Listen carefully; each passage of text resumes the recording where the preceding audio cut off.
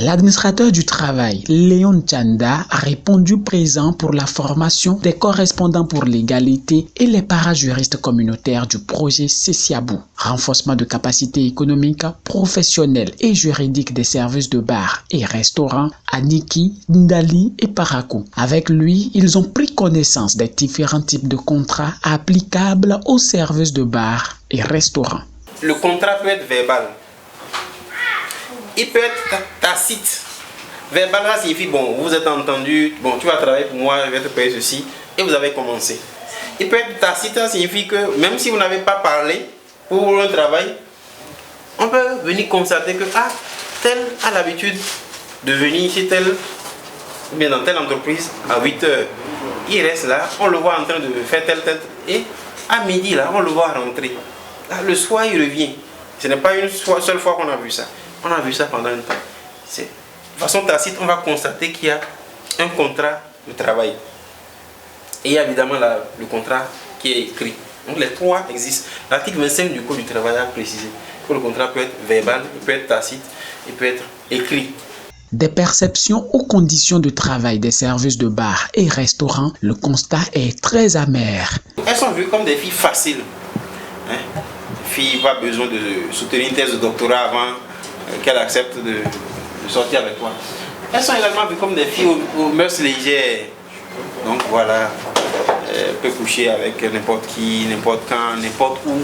Au moment où elle vient servir, on peut toucher ses fesses, on peut toucher ses seins, on peut l'accrocher, voilà. C'est comme ça qu'elles sont vues.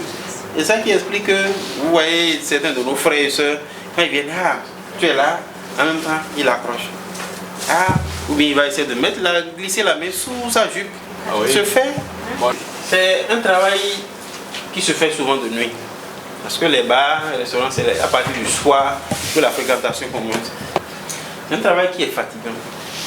Mine de rien, la distance qu'elle parcourt en une soirée, si on pouvait aligner leur petit aller-retour là, si on va montrer à une serveuse qu'elle a marché jusqu'à Tchaourou, elle ne va pas croire. En dessous du SMIC, il y en a de 15 qui sont payés à 15 000 dans certaines buvettes, dans certains coins un peu peut-être reculés, jusqu'à 30 000, un peu au-delà pour quelques rares de serveuses. Les risques de ah, tu as manquant, elles n'ont pas de congé, elles ne vont pas en congé à vrai dire. Ce que leur patron leur accorde, c'est des repos. Pourtant, elles méritent, tout comme les autres fonctionnaires du pays, les mêmes droits en la matière. Elles sont considérées comme des travailleurs, comme tous les autres travailleurs. Donc en ce sens, les dispositions du Code du travail leur sont applicables. Ce qui signifie qu'elles ont droit au respect de leur dignité. C'est fondamental. Tout humain a une dignité. Elles ont droit à un salaire décent, notamment de percevoir le SMIC qui était, au moment où je concevais la communication, à 40 000.